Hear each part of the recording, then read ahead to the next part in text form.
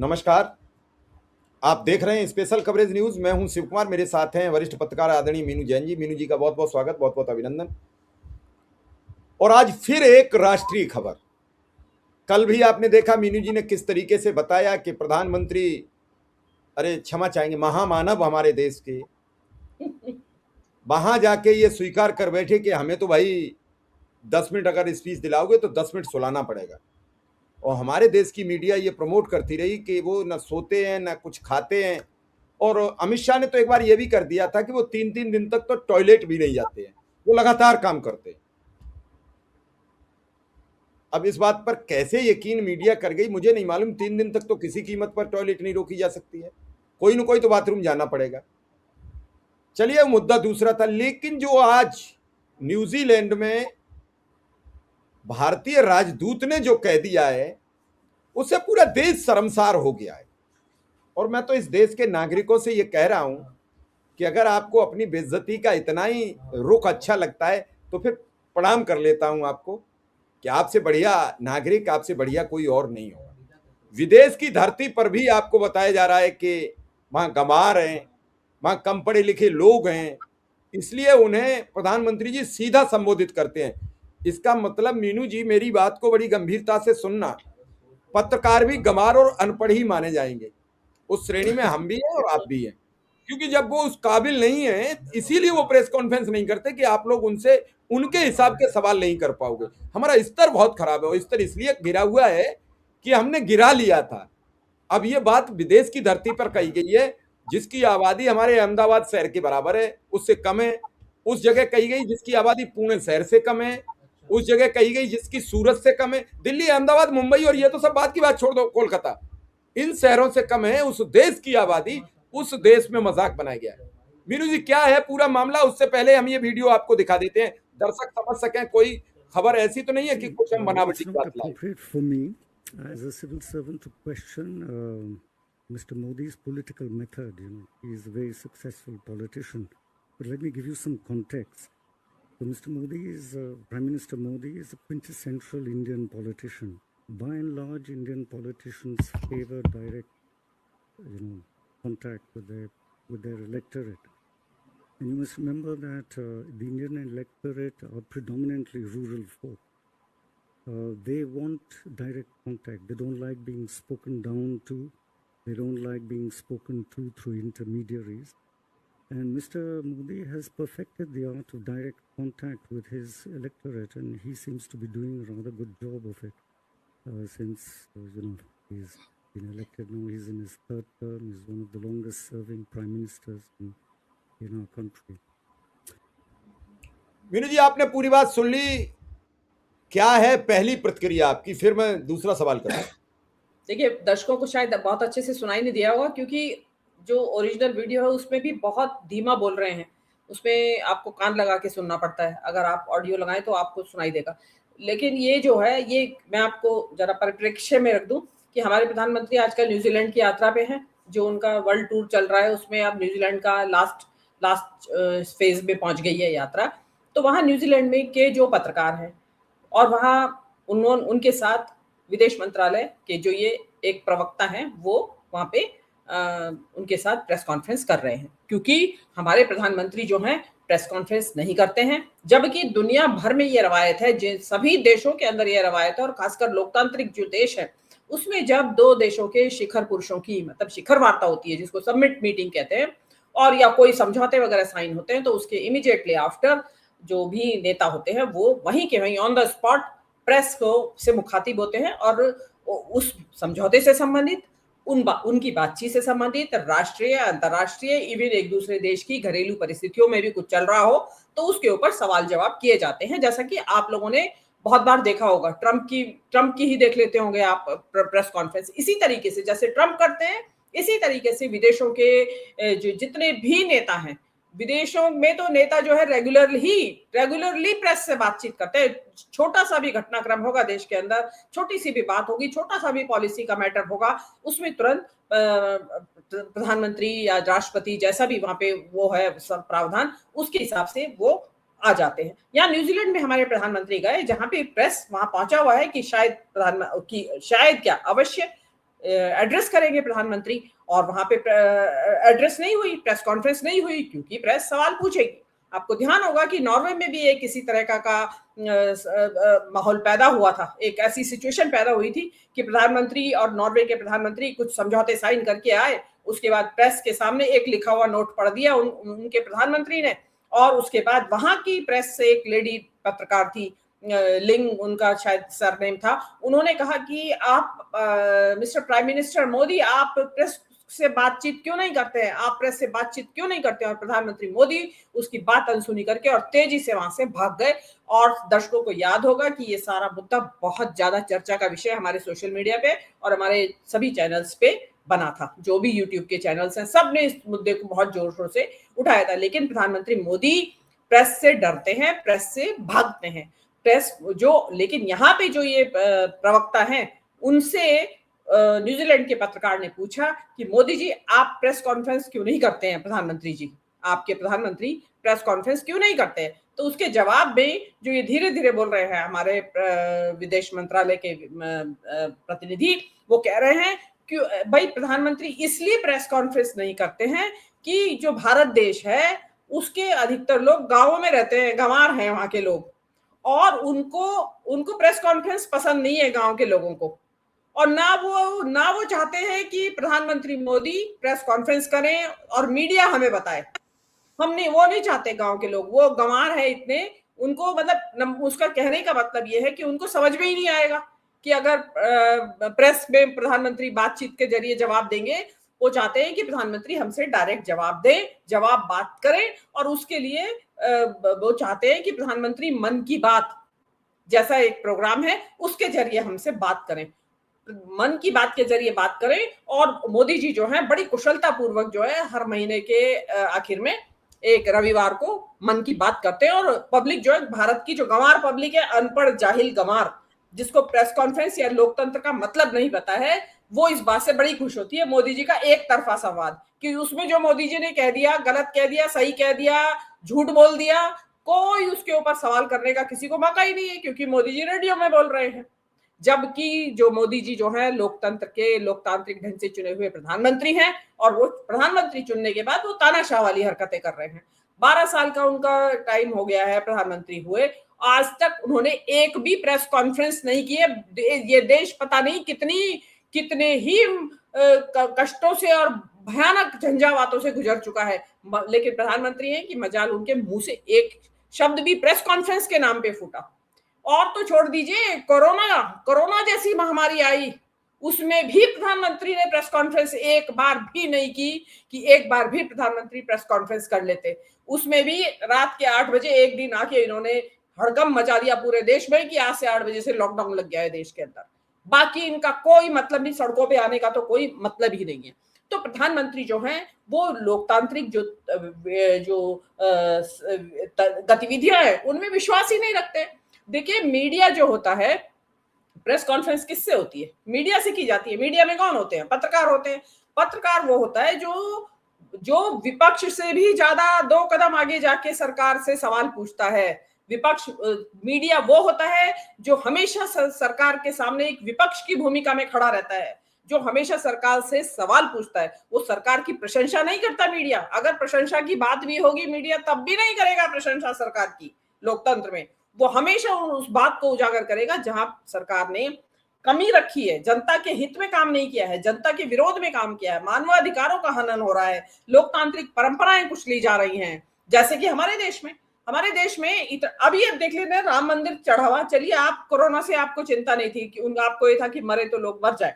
आप राम मंदिर का चढ़ावा, एक हड़कंप मचा हुआ है पूरे देश के अंदर, पब्लिक चिल्ला रही है, आक्रोश में है, और इधर से बयान उधर से आ रहे हैं। लेकिन मजाल है कि देश के प्रधानमंत्री प्रेस के सामने भी आए हों, उन्होंने एक राष्ट्र के नाम संबोधन भी करा हो।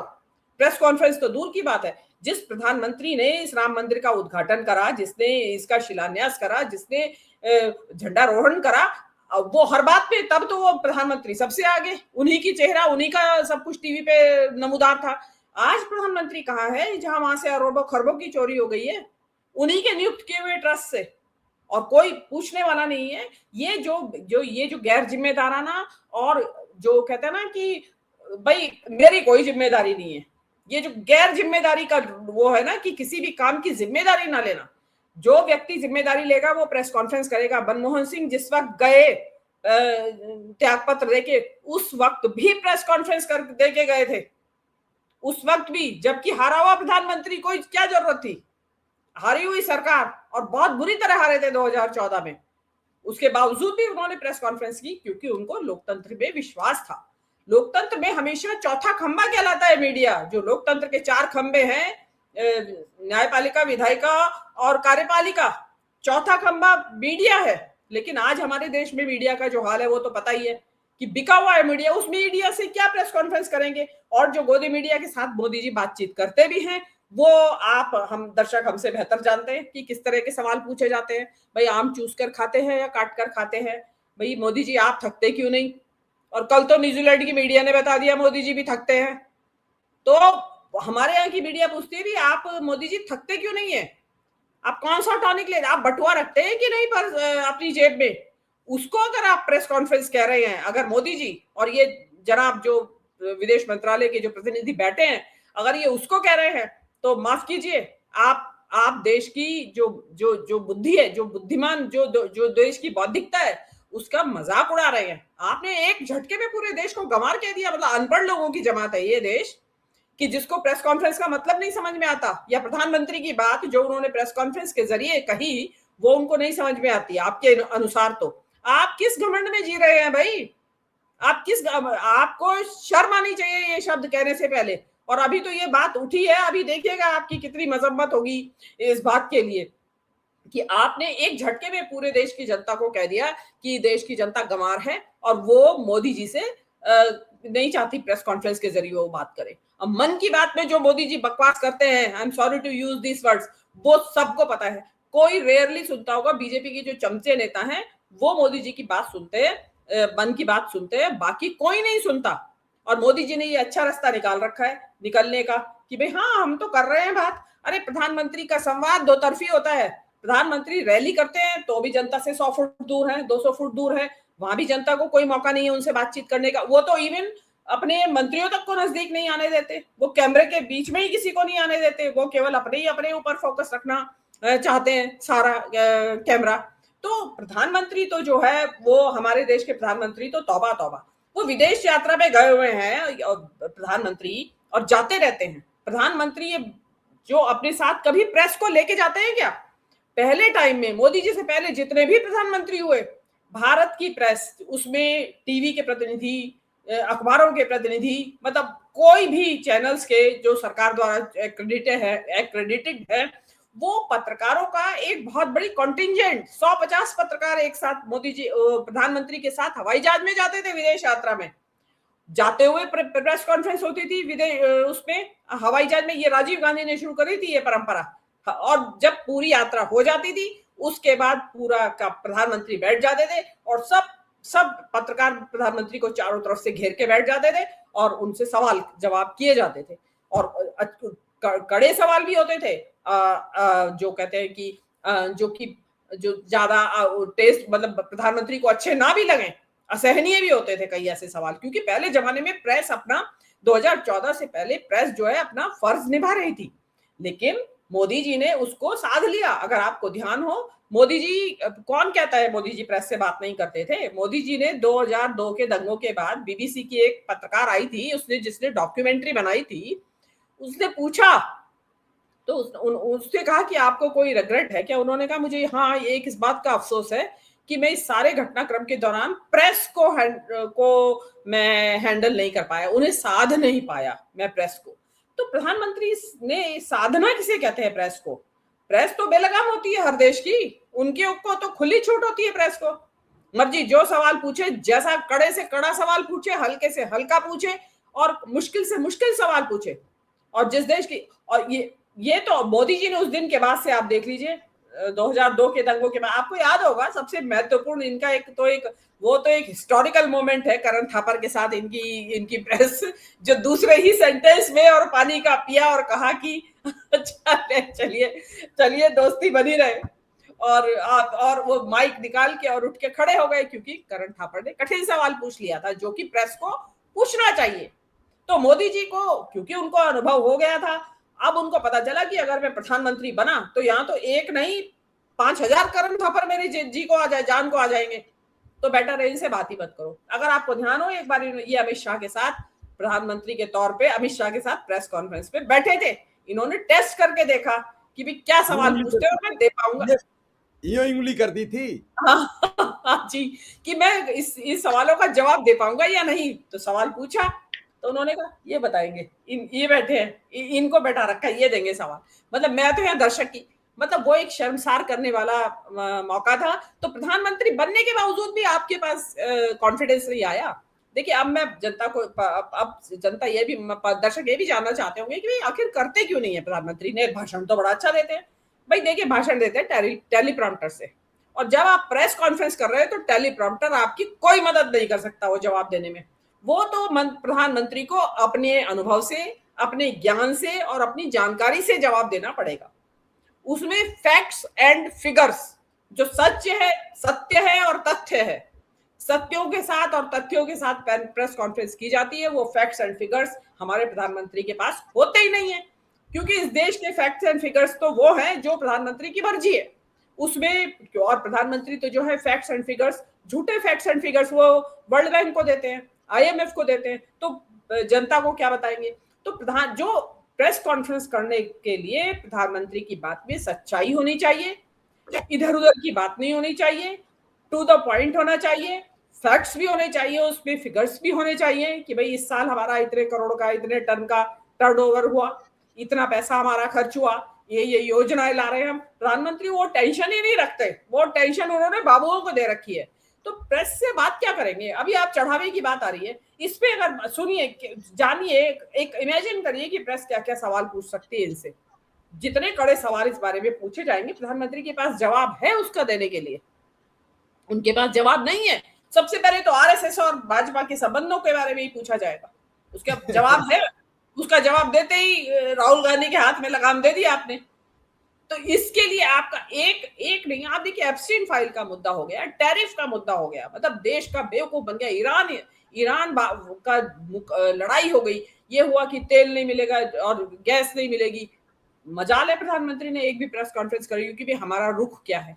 इजराइल गए, ईरान वॉर से 48 घंटे पहले बताया इन्होंने कि मैं वहां क्या करके आया हूँ। 48 घंटे बाद पता चला कि अरे ये तो विश्व युद्ध की तैयारियां हो रही हैं, और प्रधानमंत्री चुप। मैं एक सवाल आपसे ये पूछना चाहूंगा, समझूंगा भी और दर्शक भी समझाइए कि जब से नॉर्वे वाली घटना सामने आई है तब से लगातार फजीयत का एक सिलसिला शुरू हुआ है। देश में तो अलग फजीयत चल रही है, देश में राम मंदिर है, देश में नीट का पेपर है, देश में कॉकरोच जनता पार्टी है, सर्वोच्च अदालत की कल आपने हैसियत देख ली। और उसके बाद जो विदेश में हो रहा है, नॉर्वे के बाद जब अगले देश में गए, फिर अगले देश में गए, फिर वापस देश आए, फिर दोबारा गए, फिर वापस आए। इस बार गए तो चाहे वो ऑस्ट्रेलिया हो, अब न्यूजीलैंड, हो क्या रहा है जी। ये ये रहा है कि जो नॉर्वे की पत्रकार हेलेलिंग उनका नाम था, उन्होंने पूछा था वहां से सवाल। ये सवाल उनके पूछने की टाइम ही नहीं है शिव कुमार जी। आज से 6-7 साल पहले ये फ्रांस गए थे, वहां पे भी ये हुआ कि प्रेस ने बोला कि भाई प्रेस कॉन्फ्रेंस, तो उन्होंने कहा नहीं, प्रधानमंत्री जो भारत के प्रधानमंत्री हैं वो जवाब नहीं देंगे प्रेस कॉन्फ्रेंस का, और हमारे प्रधानमंत्री देंगे, अब तो आप आइए।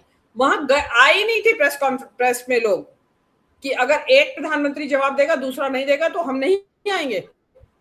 तो ये काम प्रधानमंत्री बहुत पहले से करते आ रहे हैं। और आपको ध्यान होगा अमेरिका में अभी टैरिफ के टाइम पे ही वहां गए थे और एक पत्रकार ने इनसे अडानी को लेकर सवाल पूछ लिया था। तो मोदी जी को उम्मीद नहीं थी इतना कड़ा सवाल आ जाएगा, तो मोदी जी क्योंकि बौखलाए हुए तो पहले ही थे और उनको आदत है नहीं प्रेस से बात करने की, तो वो यू करके उसको जवाब दे रहे थे कि तू समझ क्या रही है अपने आप को, तू क्या समझ क्या रही है।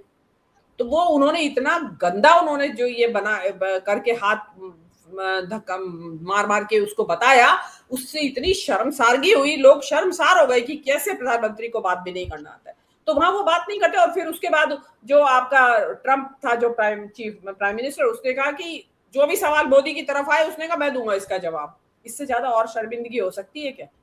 देखिए विदेशों में मैं समझ सकती हूँ कि भाषा की आपको दिक्कत हो सकती है, लेकिन वहां भी नहीं होनी चाहिए। वहां पे भी आजकल ट्रांसलेटर, टेलीप्रॉम्प्टर, टेली इंटरप्रेटर सब है आपके पास, वहां हो सकती है। आपको अपने देश में क्या दिक्कत है?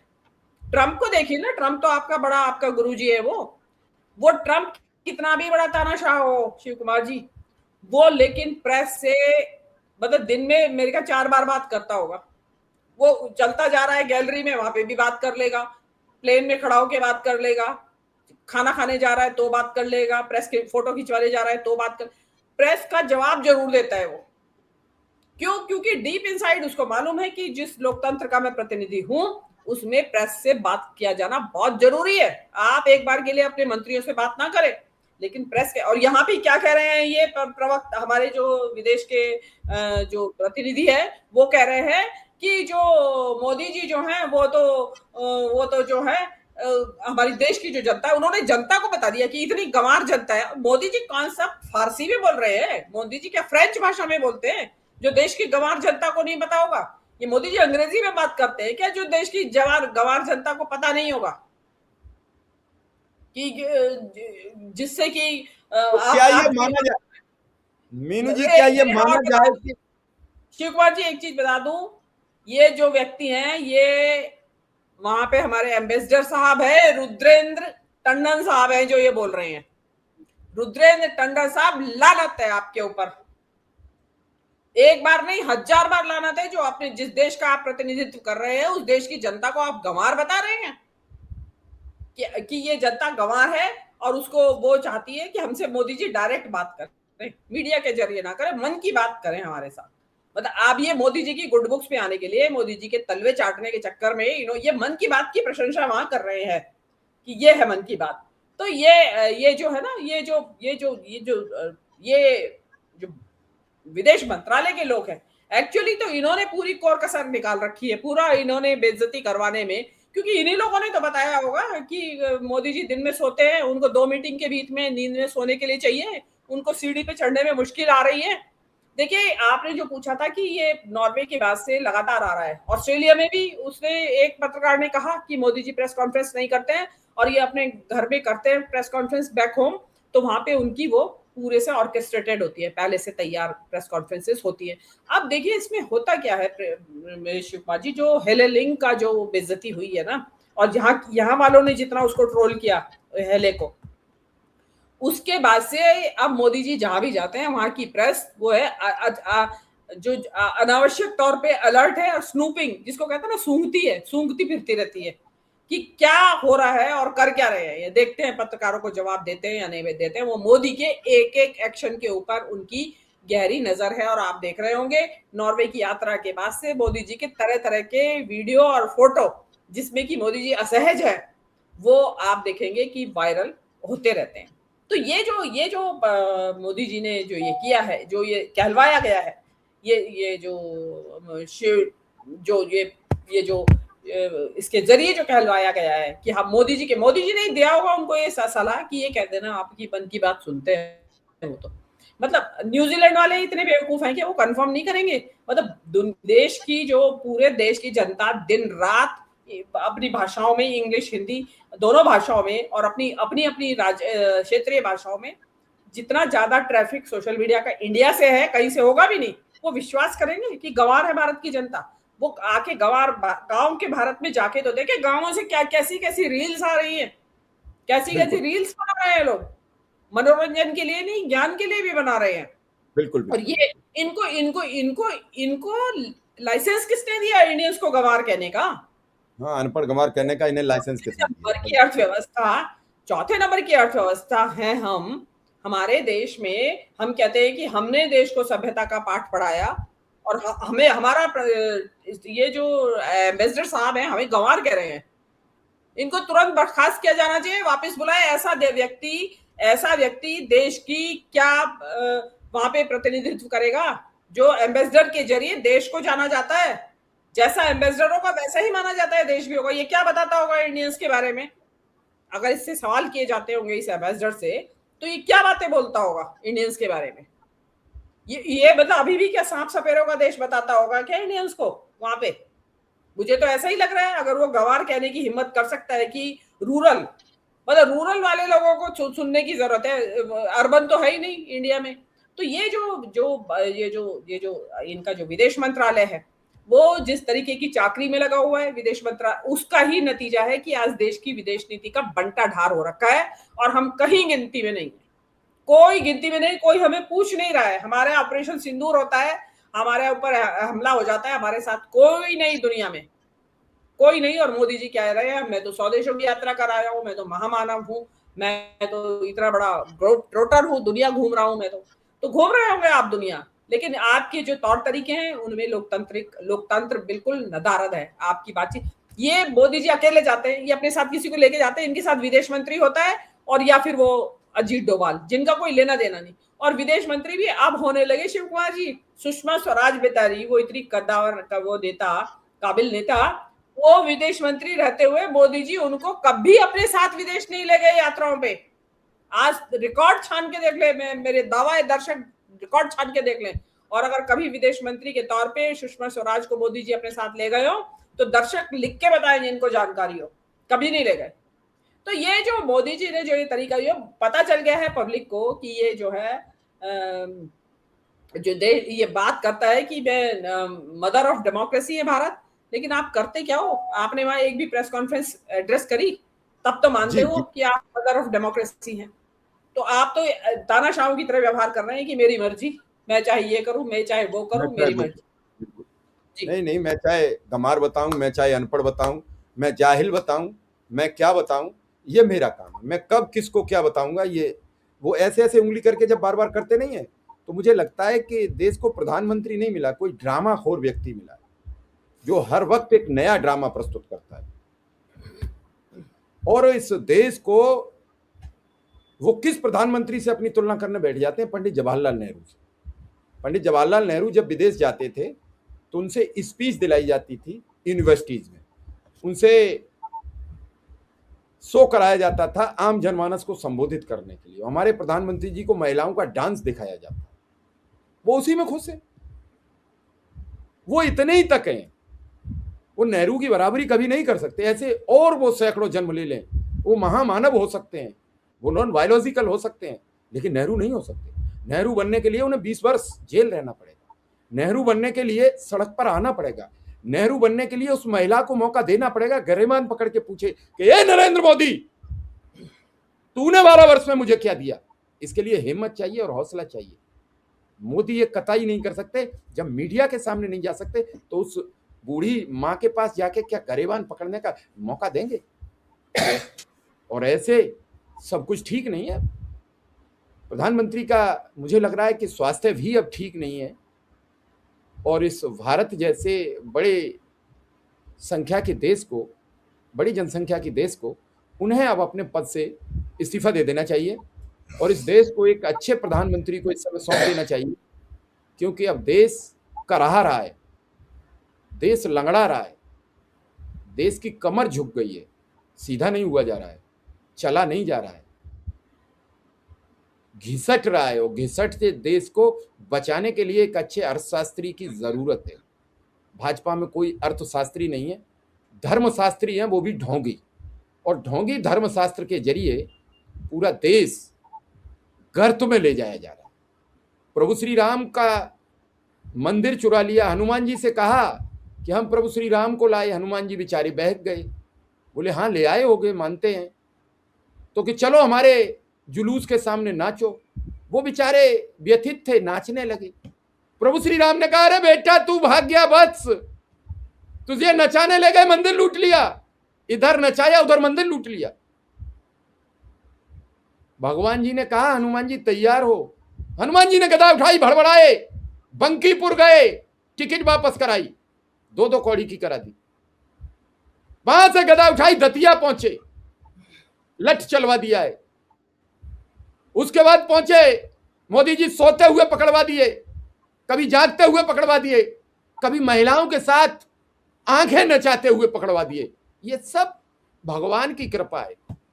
भगवान कितने प्रसन्न कब किस पर हो जाए कोई भरोसा नहीं होता है। कभी कभी हमारा सम्मान एक ऐसे दौर में आके समाप्त होता है जिसका कि हम कभी जवाब नहीं दे पाते कि हम कितने अच्छे थे और कितने बुरी तरीके से घसीट कर बाहर निकाले जा रहे हैं। जैसे गोपाल राव, कभी मंदिर में उनका सिक्का चलता था और मीटिंग से ये कह के निकल, भाग यहां से मीटिंग से बाहर, ये कह के निकाले गए। तो वक्त और हालात है, कभी वही अर्जुन वही बाण थे, वही भीष्म पितामह थे जिन्हें इच्छा मृत्यु का वरदान मिला हुआ था, और वो जब तड़प तड़प कर सैया पे पड़े थे, कांटों के उस सैया पे लेटे हुए थे, तो उन्होंने भगवान श्री कृष्ण से पूछा, प्रभु ये कष्ट क्यों? तो भगवान श्री कृष्ण ने कहा कि जब द्रौपदी की लाज लूटी जा रही थी तब आप खामोश बैठे रहे, उसका प्रायश्चित तो भुगतना पड़ेगा। तो आज जब द्रौपदी की लाज लुट रही है और जो जो खामोश है उनको सबको भुगतना पड़ेगा। वक्त का चक्र है, कब आप कहां फंस जाए कोई भरोसा नहीं। चलिए मीनू जी, बहुत अच्छी जानकारी आपने दर्शकों को दी है। फिलहाल इस कार्यक्रम को यहीं विराम देते हैं। आपका बहुत बहुत आभार, बहुत बहुत धन्यवाद।